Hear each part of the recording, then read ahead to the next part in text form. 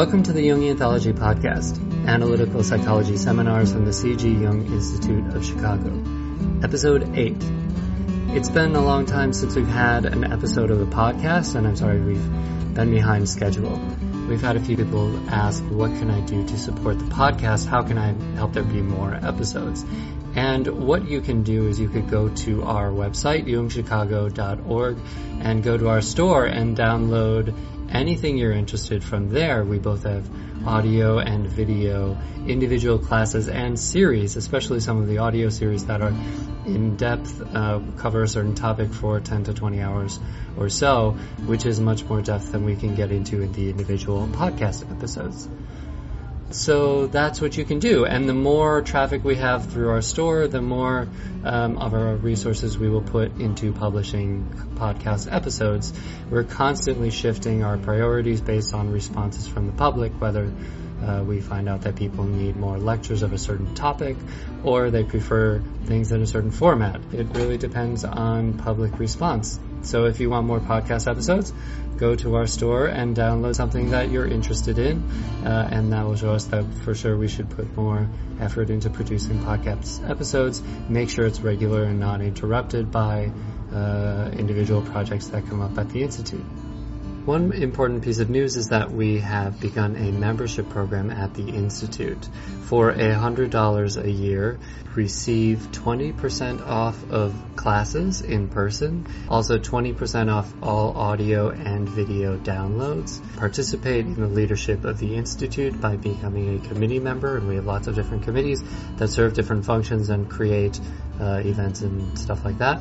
You would have access to our library, and you would also be invited to member-only events, including our holiday party, and as we move forward, we'll be creating more of those events as our membership program expands. So if you're interested in becoming a member of the Institute, you can easily become a member by visiting our store, again, jungchicago.org/store. Today's lecture is Befriending the Beast with Anita Greene, PhD. Anita Greene is a Jungian analyst in private practice in Amherst, Massachusetts, and a teacher at the C.G. Jung Institute in Boston. She is also a Rubenfeld synergist who combines gentle body techniques with her analytic work. She lectures widely on the integration of body and psyche. Now here's the lecture.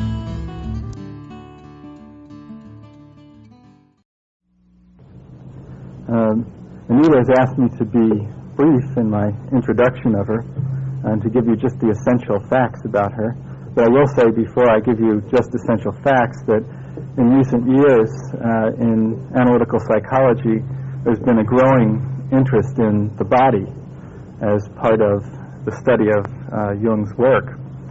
And Anita is really one of the pioneers in this area, and she's bringing an entirely new and fresh approach to things. And I'd recommend that you perhaps pick up her article in the lobby at the break and get an idea about a little bit more deeply what she's working on. She is a Jungian analyst and graduated from the C.G. Jung Institute in New York, where she is a frequent lecturer at the Foundation and the Institute and a member of the training program there. And I'd like to welcome her to Chicago, Anita Greene.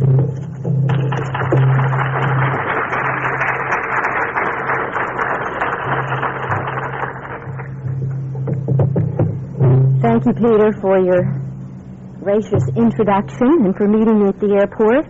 New York had its worst snowstorm of the winter today, and I've been traveling since about 11:30 your time. I think the hairiest part of it was trying to get to Newark Airport from my house, a trip that usually takes about an hour and 15 minutes and took me 3 hours. My plane was canceled, and I was very fortunate to be able to get on another one that was late, so I'm very glad to be physically present here. I began to wonder whether I would be as we waited about an hour and a half in the plane for our de-icing before we took off. And since I started late, I may not have time to cover everything, but we'll see how far we go along. I haven't been in Chicago since the early 70s. Back when my husband and I did a series of workshops here on the masculine and the feminine. Don't know if any of you are veterans that go back that far. Yes. Then I was just beginning my analytical training and was struggling to put together a way to work analytically in the Jungian mode as well as body-wise. I think I was just in the first year of my training, as a matter of fact, but I was still very much under my husband's aegis, because he had already graduated from the training program some years ago and was the one that was well known. And since then I've come full circle, so it feels very good to be back here on my own. I've completed my analytical training. I have also studied 4 years with a woman named Alana Rubenfeld, where I've learned FM Alexander and Feldenkrais type body techniques, which I attempt to integrate into my analytical practice.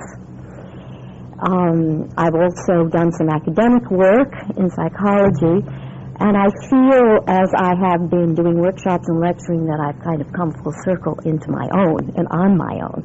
So thank you for inviting me back. I'm going to be speaking a bit about the beast in Beauty and the Beast.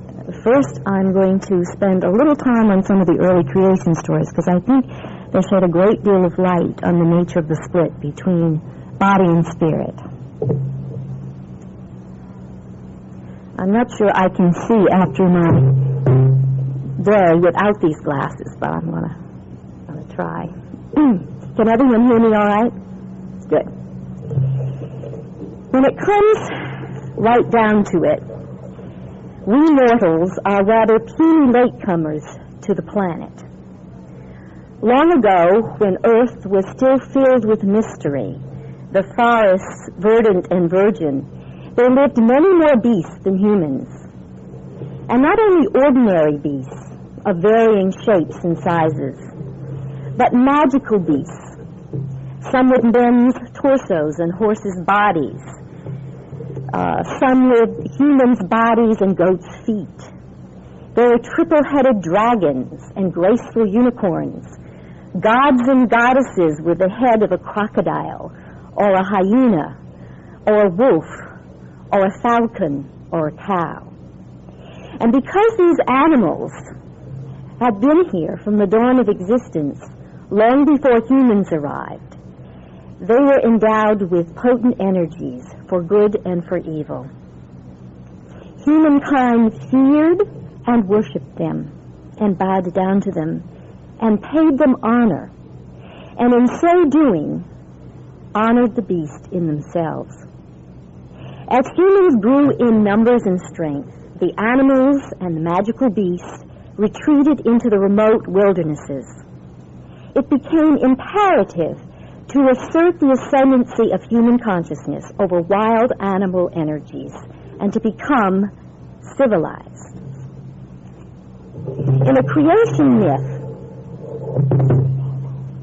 that has profoundly affected us all, a Father God said, "Let us make man in our own image, after our likeness, and let them have dominion over the fish of the sea, and over the birds of the air, and over the cattle, and over all earth, and over every creeping thing that creeps upon the earth."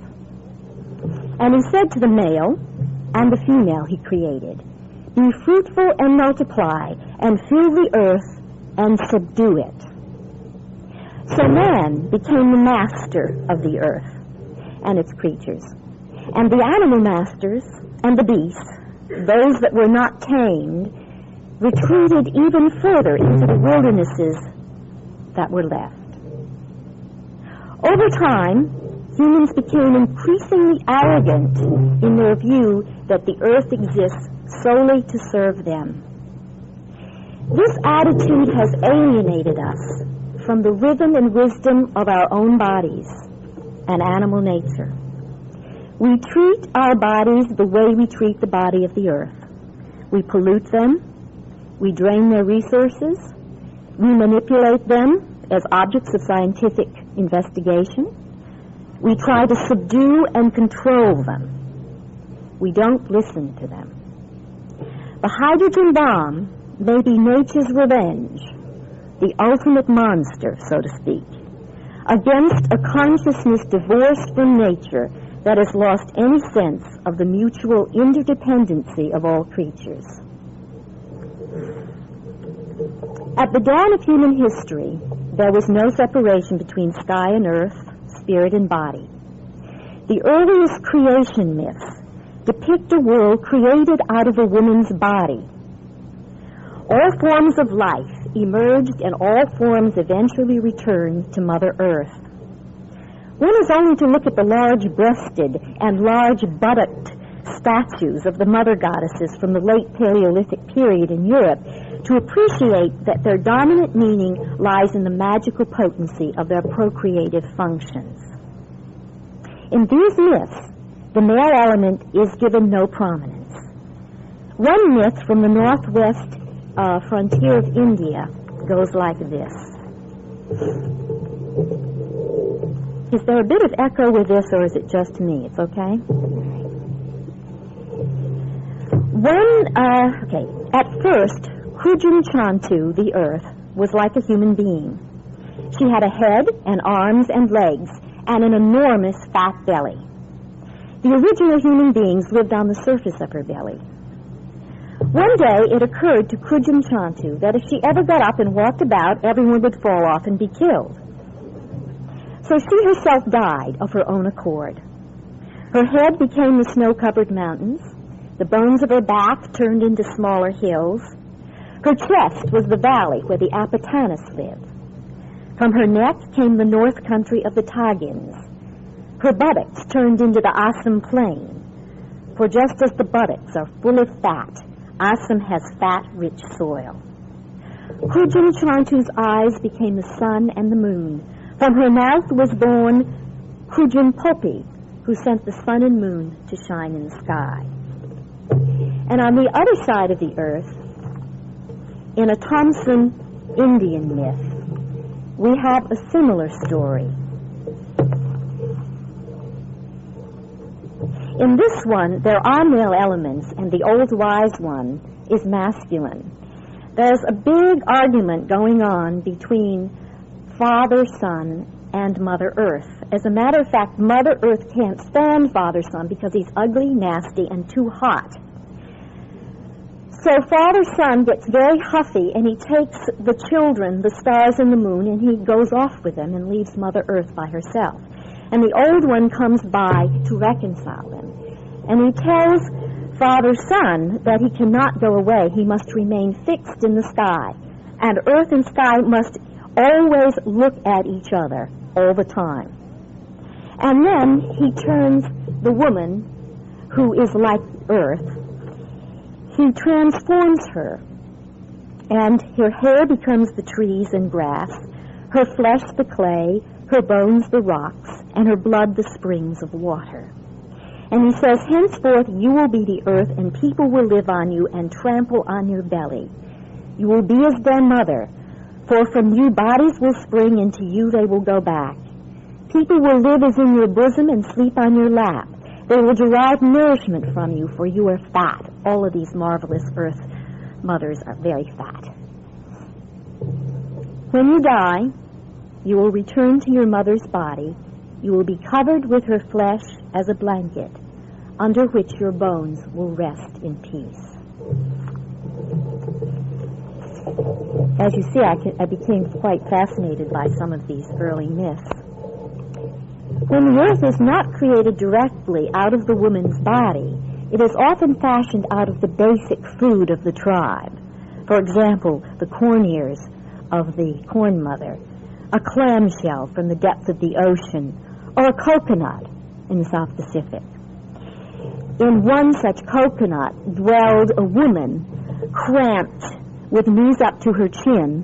I think she got bored being there, and she decided that she would do something about it, so she tears a piece of flesh off from her right side, and she creates the first man, and she puts him in charge of the waters.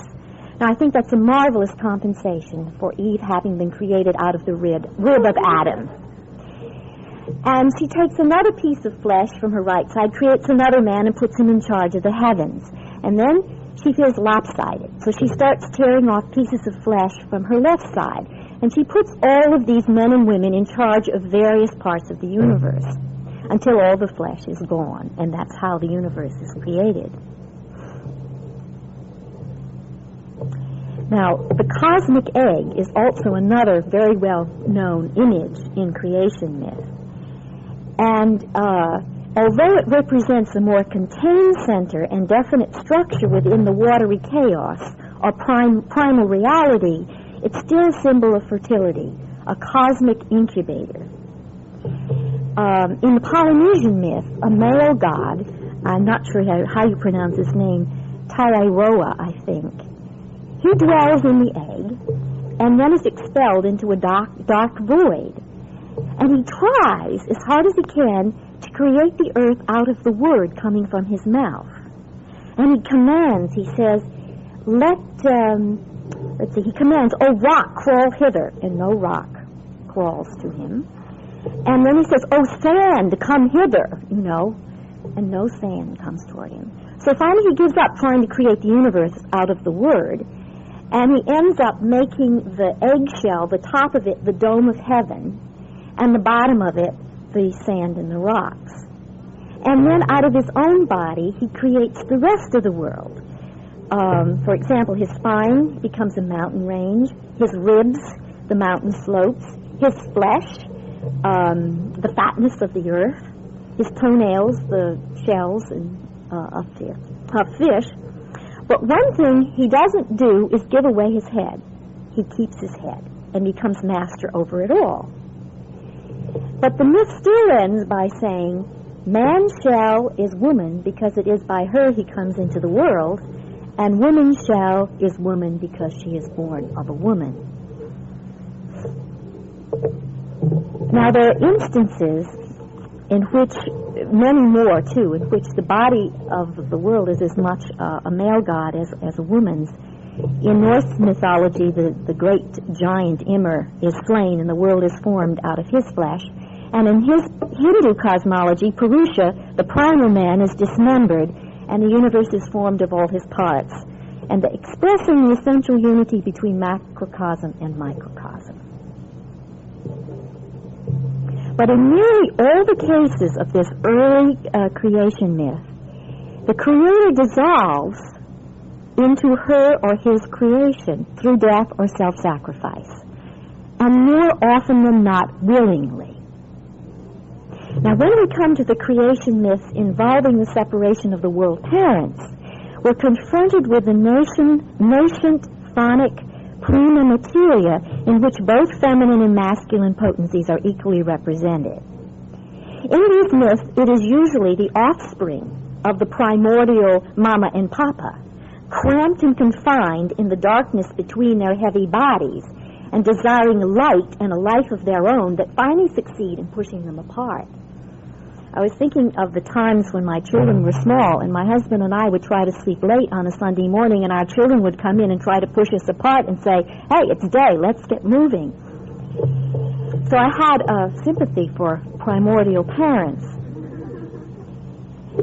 Now, in the great Babylonian creation epic, the children of the goddess Tiamat and her consort Apsu surge back and forth between their bodies, upsetting them, and they finally tear them apart. And then they kill Apsu, the consort. And then one of her progeny, Marduk, gathers his brothers around him and becomes the sun god and prepares for combat against his mother because he wants to take over. So he confronts the now raging Tiamat in her dragon form, and through trickery and wiles slays her. And he casts down her carcass, and he stands over it in a lordly manner and surveys it, tears open her belly, carves her up, and creates the world out of the pieces. So here we have come here to a new kind of cosmic order. The earth still remains the source of birth, but the sky gods carry more power. Chaos is not seen now as something which organically gives birth to itself, but as something to be fought and subdued, and then given a more differentiated structure and form by the male sun god. Now, as the sky gods become more and more separate from the earth and farther away, we begin to observe monotheistic tendencies in them. The necessary condition for greater consciousness in the universe seems to require a movement toward what we now perceive today as belonging to masculine consciousness. Namely, and these are just a few of the things, the ability to transcend the cyclical patterns of the processes of nature and its eternal round. The capacity for continuing existence separate from the earth as mother, allowing for linear rather than cyclical experience of time. The ability to generate models, images in the mind that precede the coming into existence of the 1001 things. In an Egyptian myth, we have the beginnings of this in the great beetle god of creation, Khepri. In this particular myth, he says, all things came into being only after I came into being. I planned with my face. I made in concept every form when I was alone. There came into being a multitude of forms of beings, the forms of children and the forms of their children. I was the one who copulated with my fist. You don't need the Earth Mother anymore. I masturbated with my hand. Then I spewed with my own mouth. I spat out what was shoe, and I sputtered out what was tefnut. Now, the great culmination of this movement toward the distancing of the Father and Sky God from the Earth Mother and body is in the Hebrew myth of creation, where we're presented with a Father God detached from the world, perfect, having no beginning and no end, all-powerful, all-knowing, who can create the world ex nihilo, out of nothing. He creates not out of his own body fluids, as Khepri does, but out of the Word, the Logos, the mind.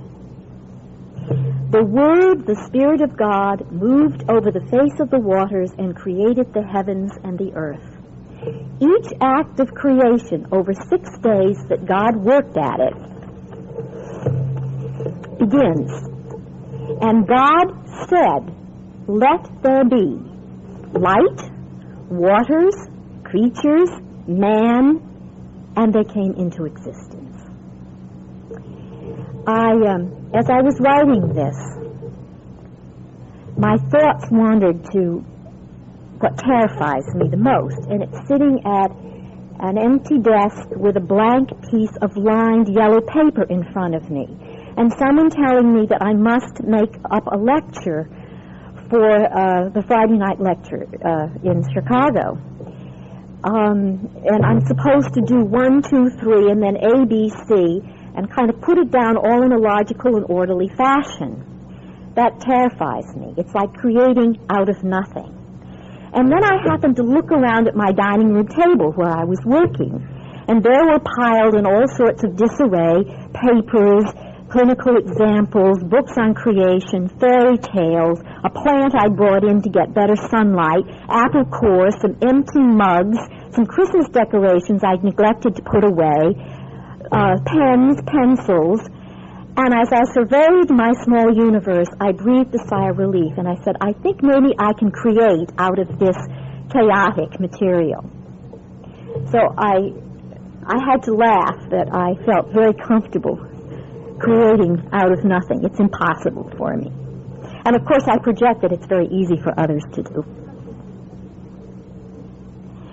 As a woman, I am not one to bemoan the advent of the patriarchal age, nor the very real values it has carried for both men and women. I wouldn't be here tonight, actually, talking as a Jungian or about the individuation process if it hadn't been for masculine consciousness separating out from the matriarchal matrix. But, for example, when our president asserts that we can control and dominate the world from the stars, we confront an attitude carried to its ultimate madness. We are in danger of being blasted back into patriarchal nothingness if this attitude continues. I couldn't agree more than what Erich Neumann says in Depth Psychology in the New Ethic. It says, when we speak of Earth, it is symbolically identical with the body, just as flight from Earth is always at the same time flight from body.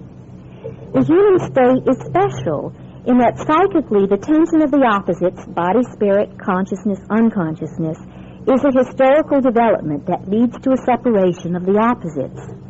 This separation is actually necessary for the development of consciousness. Its exaggeration has, however, proven itself to be catastrophic for the individual and for the collective. I experience the pain of that split between body and psyche every day in my patients. I have experienced it deeply within myself.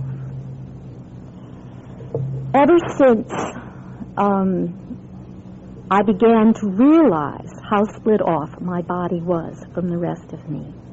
And that happened during my first analysis with an appropriately timed touch of my analyst. When I'd gotten in touch with an extremely vulnerable child, I remember my analyst taking my hands in his and holding them, and I burst into tears. And a voice spoke to me at that point and said, "You have forgotten how important touch and experiencing the body is for your sense of self." And that was such an incredibly powerful experience. There was no way that I could not heed that.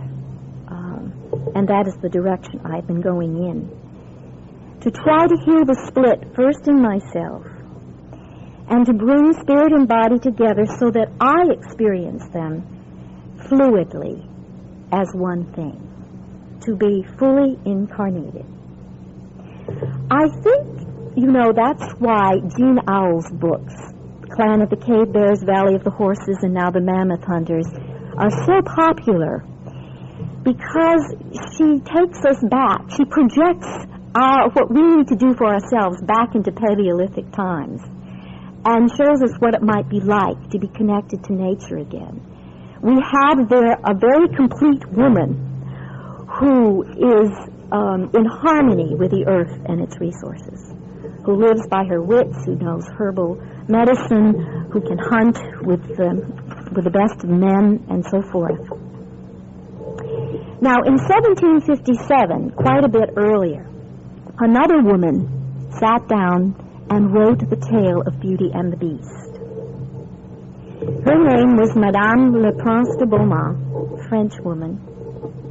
And she tells in her tale, although she probably didn't know she was doing this, of the bankruptcy of the patriarchal tradition, and beautifully expresses the way to heal the split between body and spirit, or body and psyche in our culture. Tomorrow in my workshop, I shall retell the tale in its entirety. Tonight, I will focus only on those parts which suit my purpose for this lecture, namely the beast.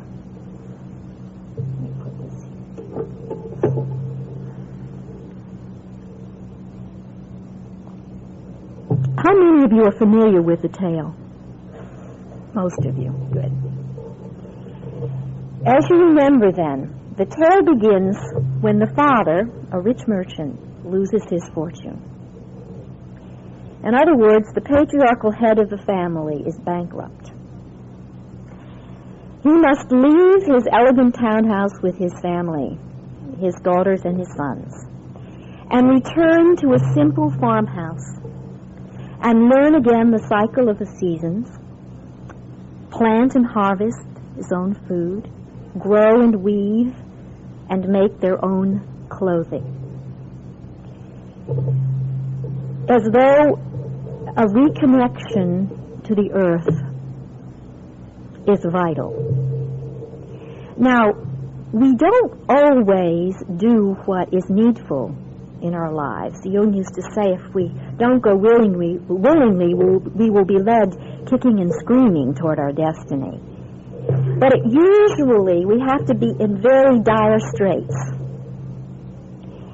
And I have both men and women coming to me This would be perhaps a typical dream. This is of a woman in her 30s, a professional woman. She's a computer analyst. She never wears anything but slacks. She identified with the father growing up. She went up into her head. She had to think everything through and try to find the logical answer. And she was falling apart because she could not cope anymore with that attitude. One of her first dreams was of a plane crashing into the water. And she, with the help of an older woman, swim out to the plane and rescue a weak young girl.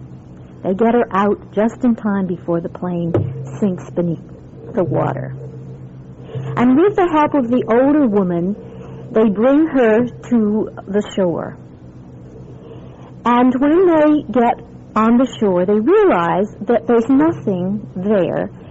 They will have to forage for their own food. They will have to do everything from scratch, cooking their own food, making their own clothes, getting their beds ready for nighttime. And so what is needful here for this woman is to go out of her head, the plane crashing down into the water, to rescue her damaged young girl child, and to learn how, with an older woman, and this may have been an early sense of a transference dream onto me, how to survive, how to return to a more grounded, embodied, and organic process in her life. Like the father in the tale and his family have to learn the same thing. Now, in this tale, there is no personal mother, and we are not told why. Maybe she died at the birth of the youngest daughter.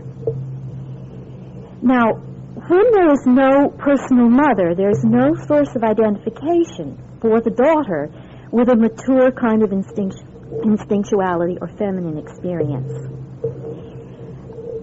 Therefore, the daughter is going to, therefore the Oedipus situation gets heated up, but the daughter is going to experience the anima of the father. And that becomes the model of what the feminine should be. And the daughter then grows up in the patriarchal culture, trying to live up to the expectations or images of what the feminine should be that comes from the masculine psyche.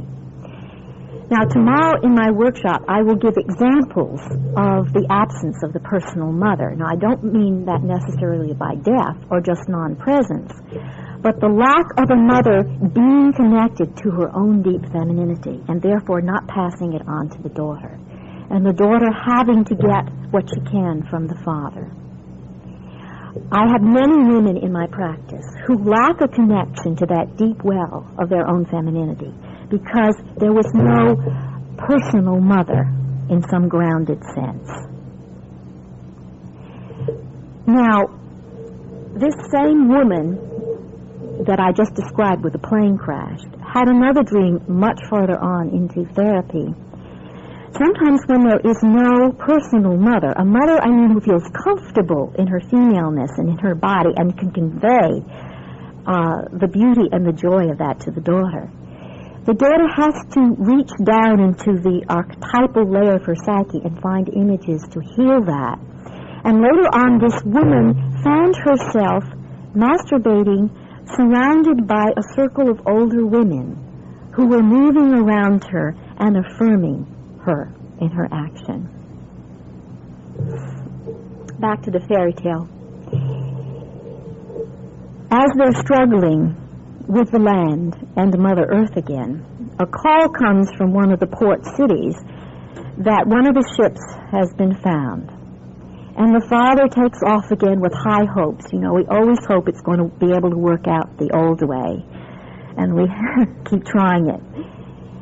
The daughters, of course, tell him that they think that they're going to be able to go back with their rich friends now, and they order all sorts of brocaded dresses and jewels for him to bring back. And Beauty seems to intuit, this is the name of the youngest daughter, seems to intuit that this isn't going to happen. And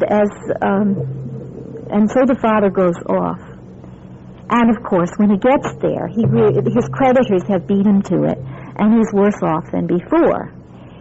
And he's left with absolutely nothing, besides has to make the journey home in the dead of winter and in the dark night. And he's very, very desperate and tired and cold. And he finally finds some shelter in the trunk of a tree. And when light comes the next morning, as he's trying to find his way home, he comes upon a path, which looks like an old path, but it's been out of use perhaps for centuries. And he cuts his way along it. He can hardly make it out, and finally it becomes a little better marked until it turns into an avenue surrounded by orange trees. And the atmosphere warms up, and the sun comes out, and he sees at the end of the avenue a magnificent castle. And he goes up to it, up the agate steps and into the door, and he looks all around and sees nobody. And finally he finds a room where a fire is burning, and as you know the tale, the food is set out delicately, and there's a delicious wine, and he's tired, and he eats, and he falls asleep. And the next morning, still no host arrives. And as he sits there, he begins to fantasize, well, maybe all of this is meant for me and for my family. And as he goes out to get his horse, he's going to bring his family to live there. And on the way, he sees a hedge of roses. Now, if you know the tale, the only thing that Beauty has asked her father to bring back is a rose. He says, well, at least I can take a rose back to my daughter. And he plucks the rose, and at that moment he hears a terrible roar, and the beast speaks behind him in an enraged, terrifying voice and says, who told you you could gather my roses? This is a theft worthy of death. This is a necessary theft. And as with all necessary thefts, such as the stealing of fire by Prometheus, the eating of the apple, there is a price to pay. A loss of innocence, and which is the prerequisite for the growth of consciousness.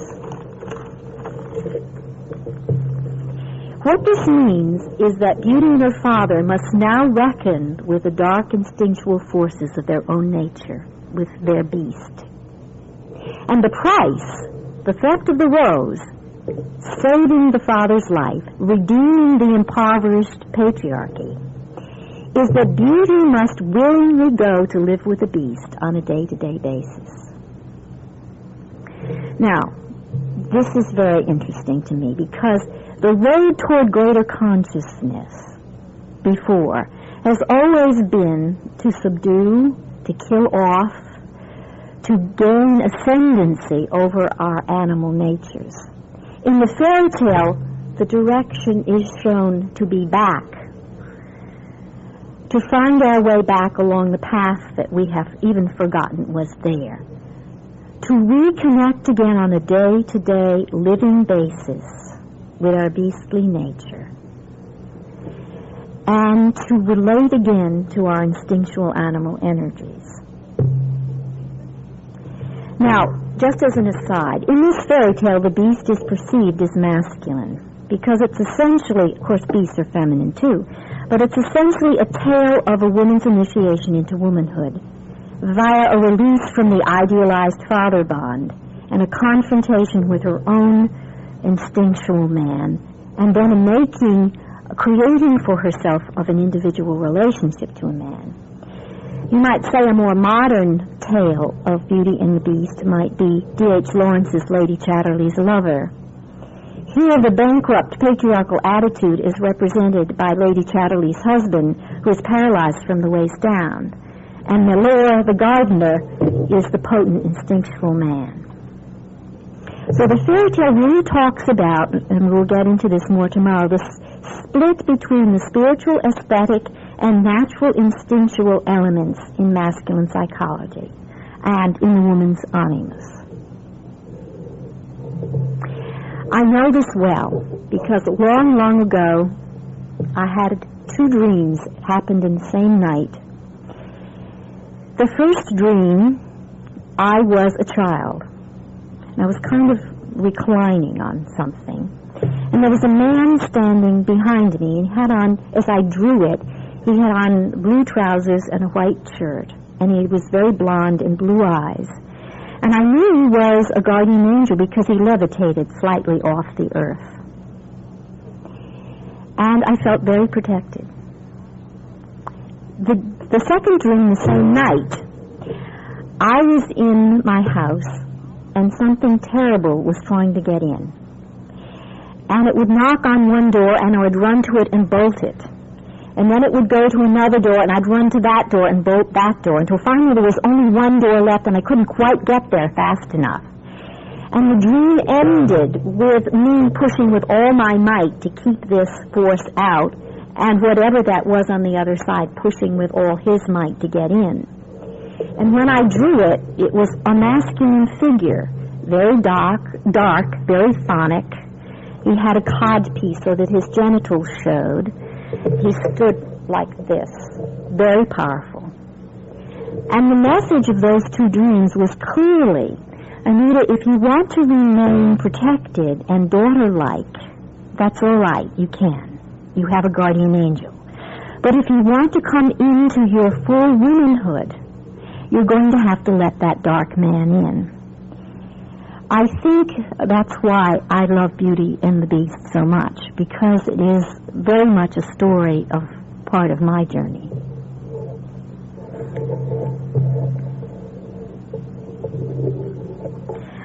I do believe that one of the reasons the beast often appears as masculine in a woman's dream, or woman's psychology, is that these qualities such as raw instinctuality, warrior-like fierceness, lecherous libidinal drives, ruthlessness, which used to be all contained within the original great goddesses, like Inanna and Hathor and Ishtar. When male masculine conscience is separated out, men seem to take these over as parts of their own, as their own qualities. So that very often the beast appears in a woman's dream first as masculine, far away from her present female ego consciousness. So that we both perceive, I think, the more aggressive and sexual beings as masculine. Now, when I was working originally on Beauty and the Beast, and it's amazing how your patients bring to you exactly what you're working on, whatever it is, in your psyche or giving a lecture. A woman came to me. She was very tiny. She had a girl-like voice, and you could imagine her curled up in a man's lap. As a matter of fact, she looked for a tender, fathering kind of man. And she began to have dreams when I was working on the first presentation I did on Beauty and the Beast of terrible savage Indians, ferocious samurai-type men. And she would bring these in, and finally I said, well, why don't we work on that? Sometimes I have someone, even without working with them on a table or on the mat, go right down into their body and do an act of imagination. And she did. And I said, now, you may need to protect yourself. This was a gorilla-type man this time. So she built a fence that she could see through, but that she would not feel in danger from this man. And they had a conversation. And he was terrifying.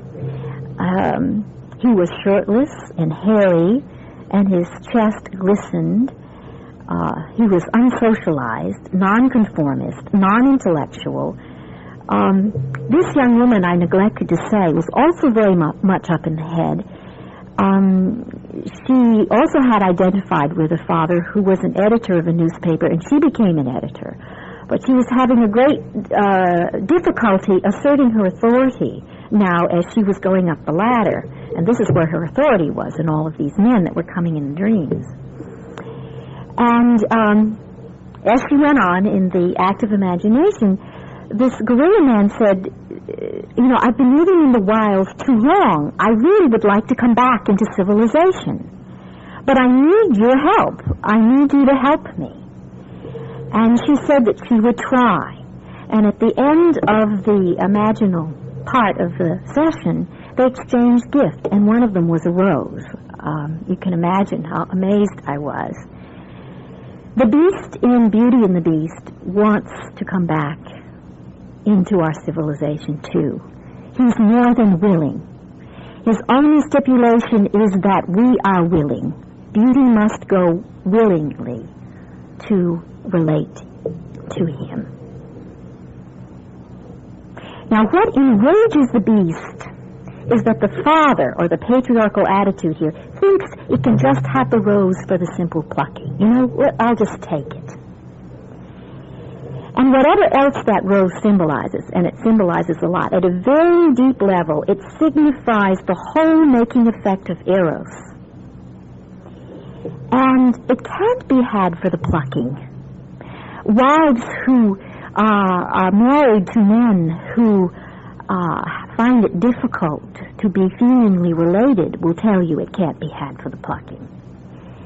It must be tended over time with care and watered and pruned and weeded and given the right amount of sunshine and shade. Here we see how beauty as the woman and the man's anima as beauty must be allowed to grow and to flourish before she can become that mature mediator between these two elements of masculinity. Now, a couple of things about the beast. Am I running over yet? No. Can you stand a bit more? Okay. The beast is a gardener. Milor, in Lady Chatterley's Lover, is a gardener. And roses do not grow in the father's garden. That's why Beauty asked him to bring one back. And the gardens around the beast's castle are exquisitely fragrant and abundant. He has a green thumb, this beast. One of the reasons that body awareness is so inaccessible to modern consciousness is that if we are far away from the beast in ourselves, we are even farther away from the plant. That vegetative place of being, non-verbal, non-representational. In a culture which values doing and performance over being, our bodies pay a great price. I mean, ulcers, heart attack, colitis, just to mention a few ways our body acts up. Now, I find that the kind of non-intrusive and gentle touch techniques I use in my practice often can drop someone into that vegetative place, and sometimes for the first time.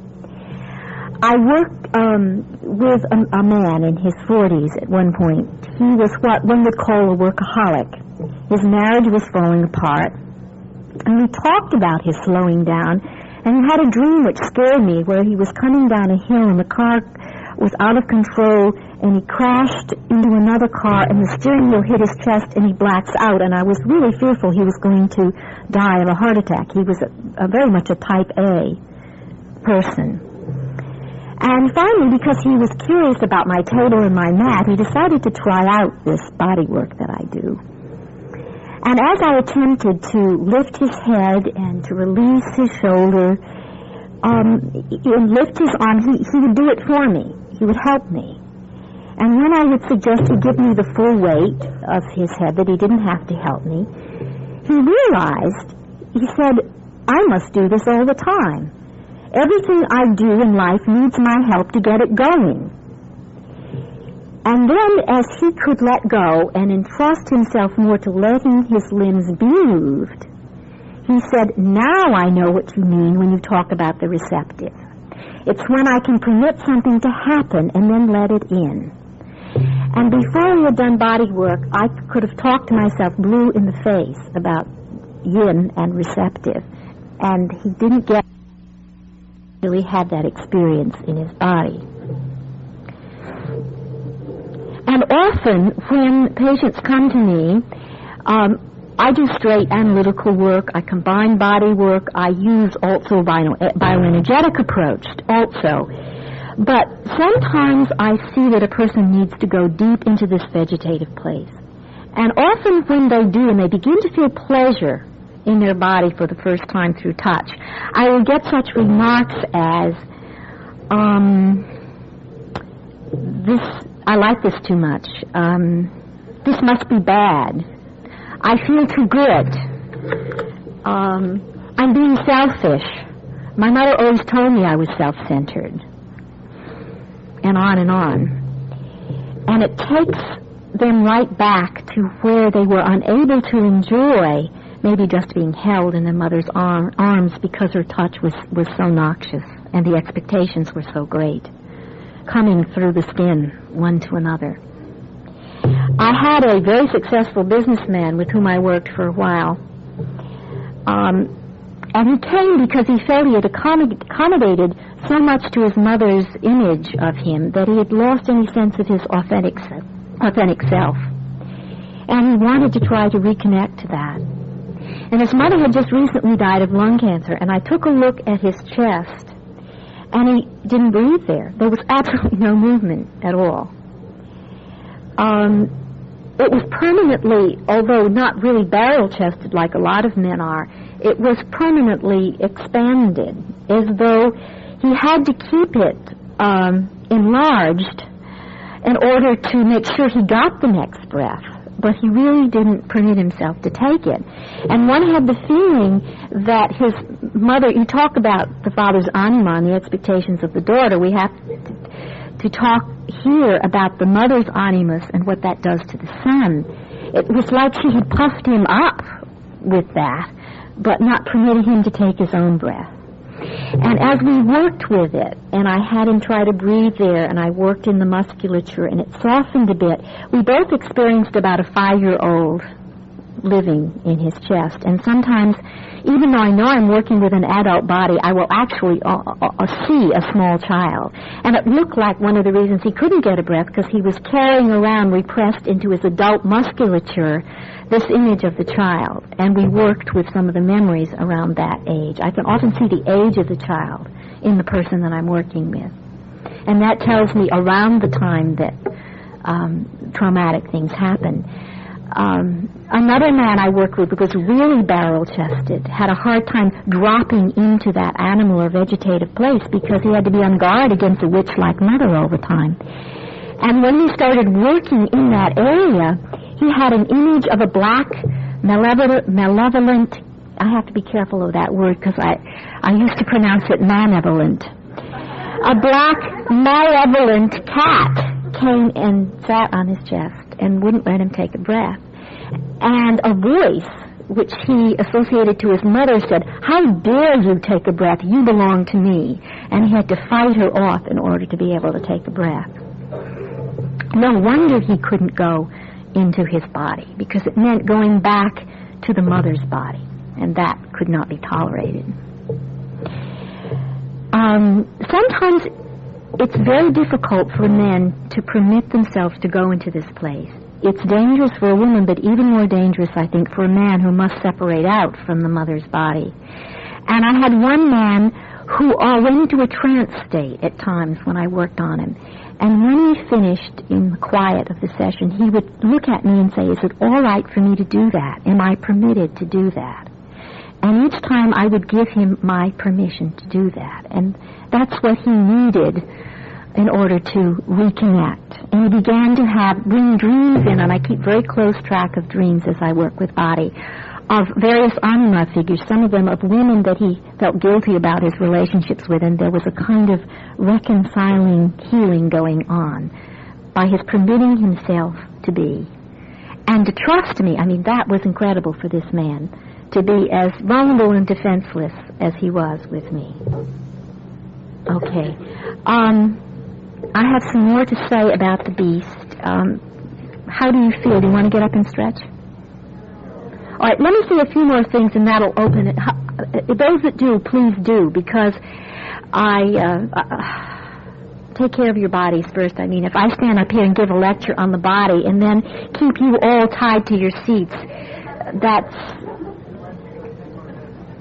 Okay, 10 more minutes.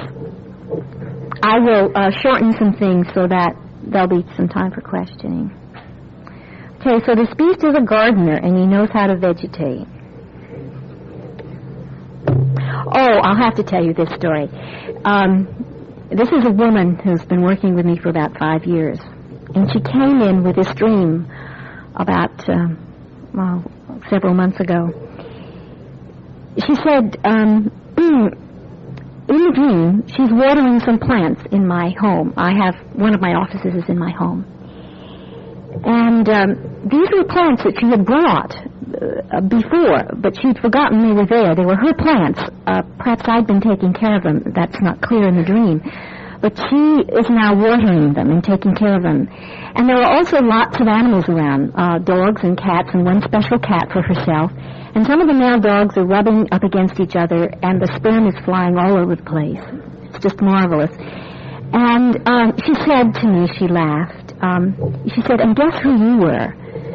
And I said, I couldn't guess. And she said, you were the doctor of veterinary medicine. I can't tell you how tickled I was to be the doctor of veterinary medicine. Because this woman came in with such a negative mother complex. One of her first dreams was being in a dark, womb-like room and trying to get out. And for doorknobs, instead of doorknobs, there were spears pointing at her, so that there was no way she could get out without killing herself or wounding herself. And she would have horrendous dreams about animals, rabbits being sacrificed, other animals outside her house starving, wanting to get in, just terrible kinds of dreams, animals being boiled in pots. So this was a dream that we really rejoiced in, and I just loved being head of veterinary medicine. It's very hard when the primary experience to get to this vegetative level, when the primary experience of the mother has been highly charged and unpleasant. You get that through her body right away, the way she handles you and the way she touches you. That's our first sense of who we are. And Neumann, of course, says that at birth and infancy, the self is primarily a body self. And we really need pleasurable body experience. It's crucial in rooting the child's nation ego firmly in its own individual body and its ego self-axis. Now, let me just go through a couple of things, and then you can ask questions. The beast is an enchanted man, actually. He has been enchanted, and it isn't at all clear in Madame de Beaumont's version why. In some other versions, it's intimated that he's done something like being disrespectful to fairies or to older women. The worst sin is that he raped an orphan and then was bewitched by an evil sorceress. But what happened is that he stepped out of bounds of what a good little boy should do. And tomorrow I will talk about how, now these are mothers brought up, of course, in a patriarchal culture, whose highest value has been the spiritual animus. So when the son acts instinctual or masturbates or does some horrible things with his bodies, he becomes told that he's bad. And I believe that I shall explain how this failure of the man to separate out from the power of the mother leads to the son's enchantment by the mother's shadow as unredeemed sorceress. And that enchantment does not allow him to claim and integrate his beastly instinctual nature. So we'll talk about mothers and daughters and sons and mothers. The other thing I was going to say about the beast is that this kind of enchantment, the body is bad. I was going to talk a bit about shame. That we all repress body awareness because it does shameful things. Things around toilet training, things around feeding issues. And if mother or father denigrate their own bodies and are not connected to them, we feel that shame in our own body. So I think part of that enchantment and why it's hard to get back to that level of awareness is that we've struggled all our lives to get above it. And it's just so noxious. I've had people curse me, and not just in jest.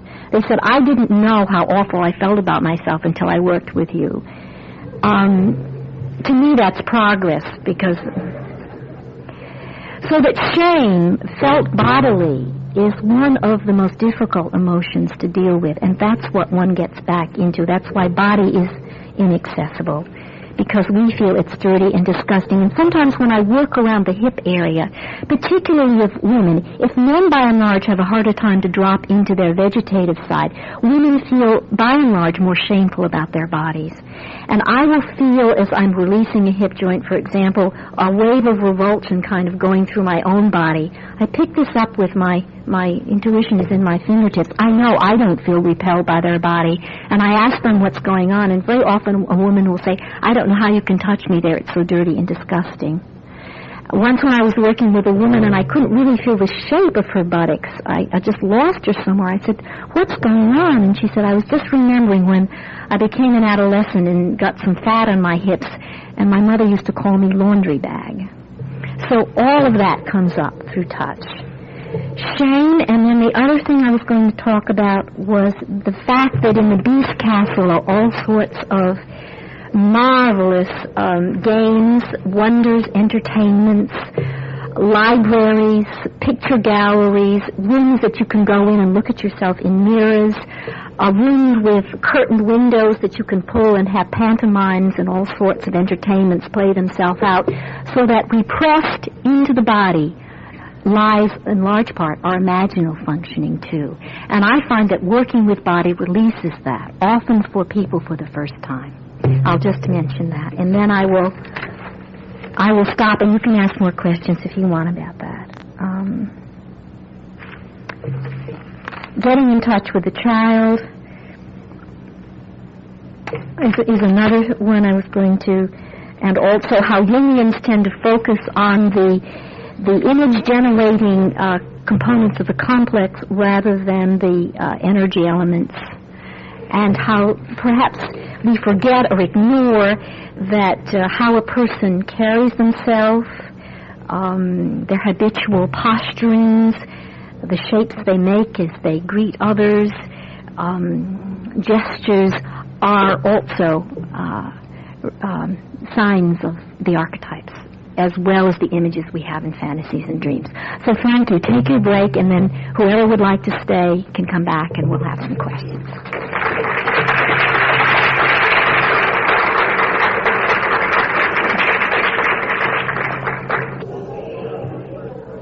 I think maybe it's a good time to begin again.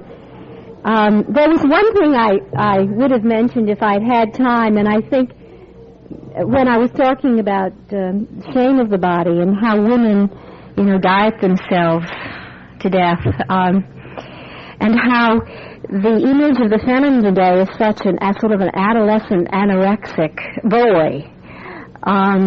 Women don't have bellies or hips anymore to be able to create the earth out of their own bodies. But I ran across in a book I was reading, many have seen it, it's by Kim Chernin, called The Obsession, Reflections on the Tyranny of Slenderness. She pulls together quite a bit in that book.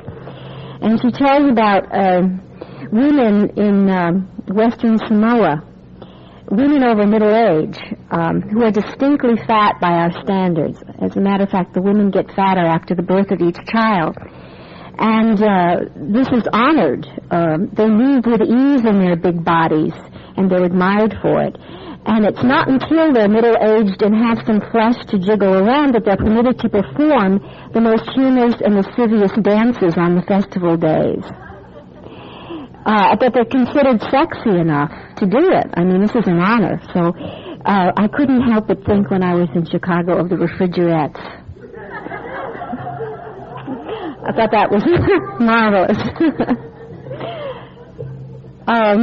All right, I'll entertain any questions that you might have, or any elaborations of whatever. Yes. Yes. Are you talking particularly about a depressed mother, or just a mother who doesn't have any sense of herself as a woman or feel good in her body? Well, I can just say to that, I think it affects the way he will feel about women. His wife, lovers, have a great effect on that. I've worked with men who, well, I've worked with a lot of men. I mean, none of us have perfect mothers in that regard. very often he will carry around a certain depression that's noticeable in his body. And we may not even notice it because he's gone up into his head and compensated for it. There's one man I work with who stands way back on his heels. I'm sure I could knock him over if I just gave him one push. And he sits back in the chair, and he can't look at me. It's very difficult looking at me directly with his eyes. And he had a mother who was quite didn't touch him or hold him very much, and he's suffering for it in terms of a lack of relationship to his own body. It's like he was thrown together. You have that sense. I mean, talking about what that does to a son on the bodily level. I was trying to think of. I'm sure you can all think of many examples. There are many different ways that it can go. I will have lots more examples from my practice and stories about mothers and sons and the way that mothers enchant their sons right out of their instinctual birthright. There was one, I'll just tell a story of one other man who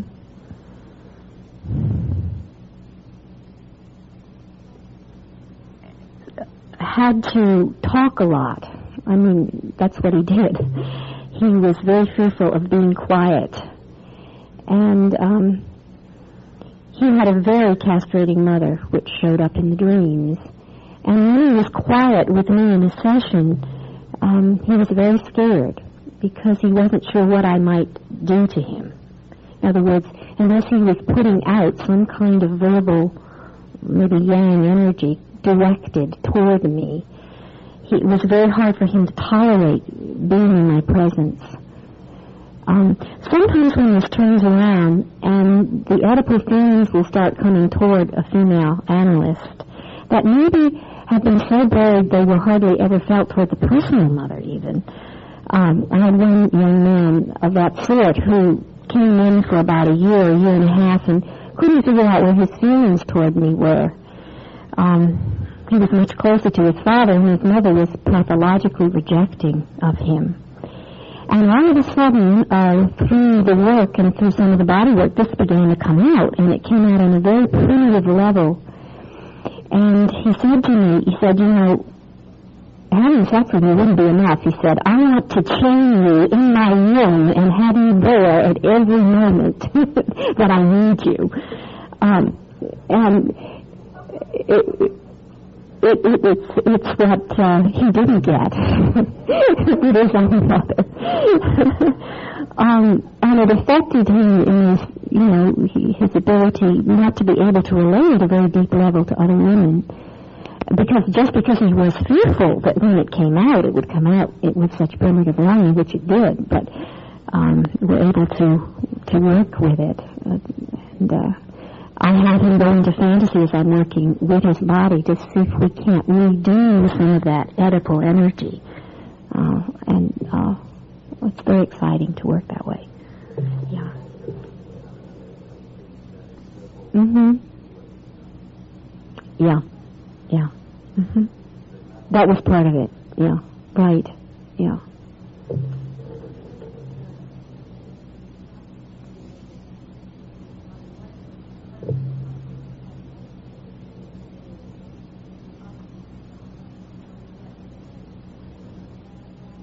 Well, there's so many variables here. It's hard to say. The woman that I described at the beginning, who was the computer analyst, who had to figure out everything logically and orderly, she got mad at me all the time because I wouldn't give her answers. She was so sure that there was an answer and that I was withholding it. She was very influenced by a father who was quite authoritative, and she had identified with that. And I guess he seemed to have the answers. It was very hard for her to relate to my femaleness in the sense of just kind of waiting and letting something come up and letting it happen.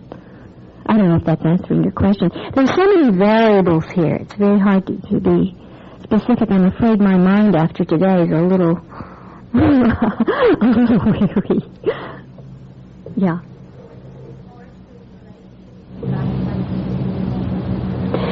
Yes.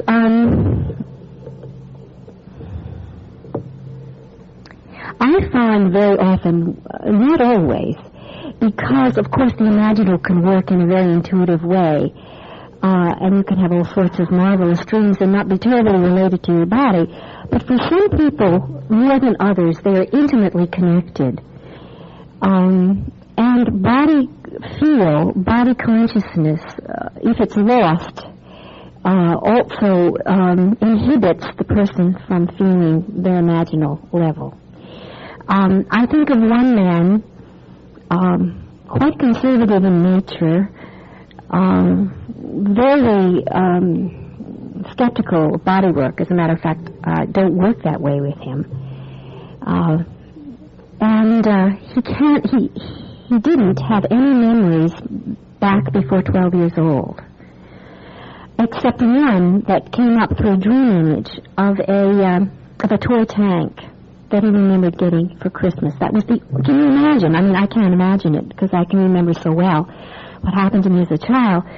But he had no memory. And if you look at his body, you can see how repressed the juiciness of him was. His jaw tightened up. And every time he would start to get expansive in his body posture, he would start to hold on to his hand like it wasn't permitted.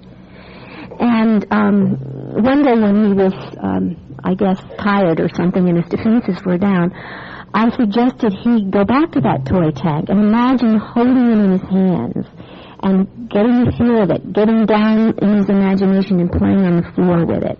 And he began to remember the room that he had played in. He began to remember his father and uncle coming in and winding it up too tight and it breaking against a wall. And then he went into the other rooms of the house and he was able to see his mother in various ways. So he was able to move back to his actually sensuously experiencing the one memory that he had. Another man who came to me, who was very cut off from the imaginal world in his childhood, kind of expansive nature, brought in a dream in which he was being held up by a robber who was pointing a gun at his back. Now, that's a very easy dream to interpret. You can say, well, this is your aggressive shadow, and it's coming toward you from the unconscious, and it wants something from you, and it's going to take your energy away, your money, and so forth. But some instinct said to me, I can't even speak straight. I asked him, why don't you do that? Put your hands above your head. And he did. You can often do that with a body image in a dream. And he did, and he exaggerated it. And then he remembered. I mean, it was in his body, kinesthetically. It hadn't ever come in an image before. And he remembered when he was little, and this was the first childhood memory that he could come up with, when his father was angry with him, when he did the least little thing wrong, like spilling milk at the table. And he remembered he would run from the table, hands clutching his ears, and his father's voice kind of coming into him like a knife as he ran to his bedroom to shut out the sound. So that from a body, in the muscles, to actually do something brought back the memory. It's fascinating to me that that's what happens. On the other hand, if you've got someone that fantasizes and images all over the place and is not grounded, you can ground that in the body. I remember I had a bit of that myself, and during a long analytical time when I went very deeply inside myself, I was outside of my culture in Zurich. It was very painful, but it came to me that the only way I could do what Jungians like to call active imagination was to actually sit myself down and imagine that my body was going to these places. Now, that's a very slow way to do active imagination. I think if you put whatever indicator it is on the muscles, you would have seen my arms move and my legs like they were walking to places. But in my I walked, and it grounded the images for me, and it was very healing. people go to the most incredible places, and sometimes my hand on them gives them the assurance that they can go and experience some real terror, and that I will bring them back if it gets too scary or frightening. So I work a lot with images that come up out of the body. Sometimes a person's first experience of the other in themselves, or that imaginary realm, is to talk to a chronic body tension, or to a headache, or to a pain.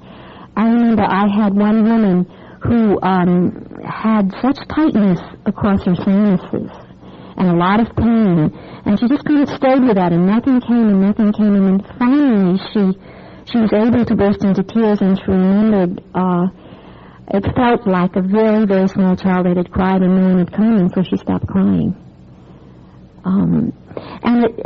I can give you example after example. A woman that I was working with the other day had a pain in her head, and it came down around her jaw, and sometimes you can have a person exaggerate that, and she did, and she said, it feels just like a tight bonnet that someone put around me and then tied it tight.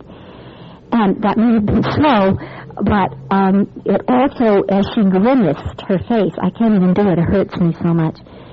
The way she grimaced, she said, you know what that is? That's when I cried and the tears dried up and the sun dried up and nothing is left but just the grimace of rage without any place to go. And she got into that from the tightness in the head.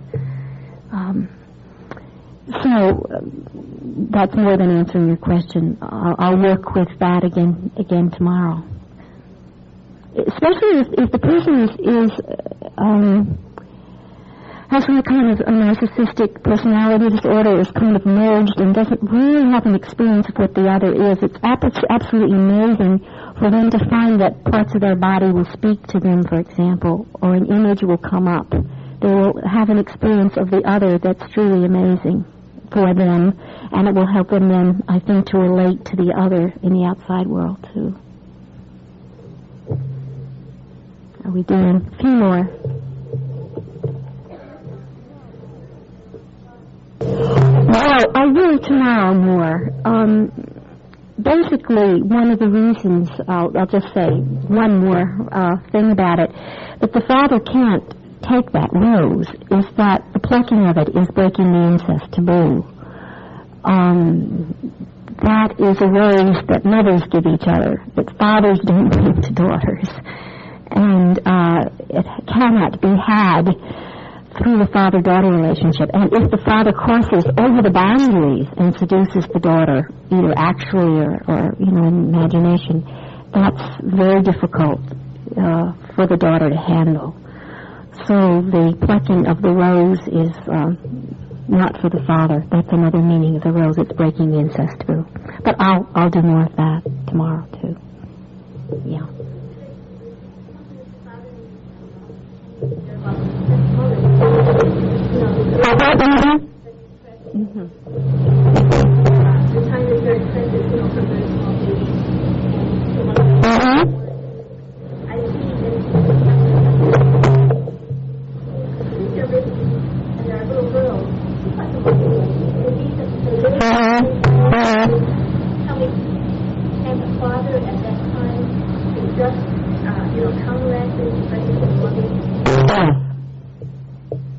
I think today, when fathers do more care of children, that can happen much more. And I've seen fathers taking up the slack, and the daughters and sons would be much worse off if they hadn't. I see a lot of the feminine stuff coming to the daughter through the father, for example, a lot of real tenderness that the mother didn't have.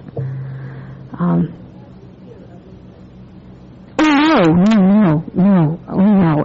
A father that can handle his feeling, and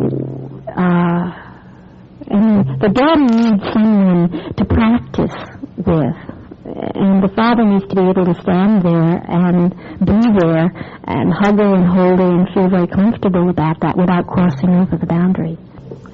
Yeah. How much more time do I have? One more.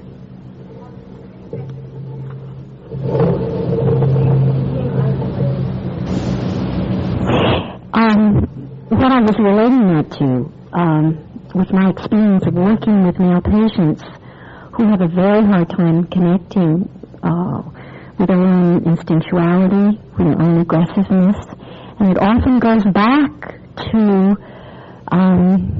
we both know we thought of it here, a mother who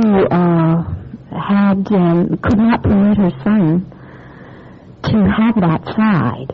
So what I'm doing is just sort of metaphorically saying this is like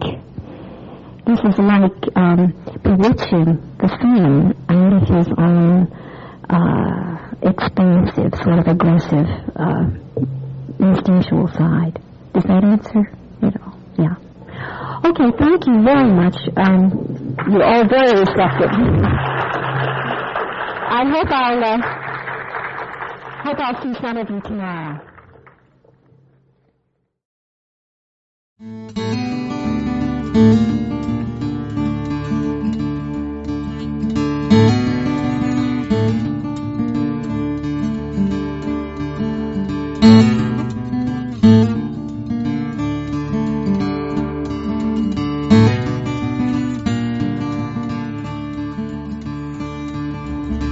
Thanks for listening. The content of today's lecture is copyright Anita, Greene. For more analytical psychology lectures, visit our website, youngchicago.org. This podcast is distributed under a Creative Commons Attribution, Non-Commercial, No Derivatives license. Share it all you like as long as you maintain the attribution to the speaker, but please do not change it or sell it. If you like this episode, tell your friends about us or leave us a review on iTunes. For more information about classes, training programs, videos, audio, this podcast, or to find a Jungian analyst near you, visit our website, www.jungchicago.org.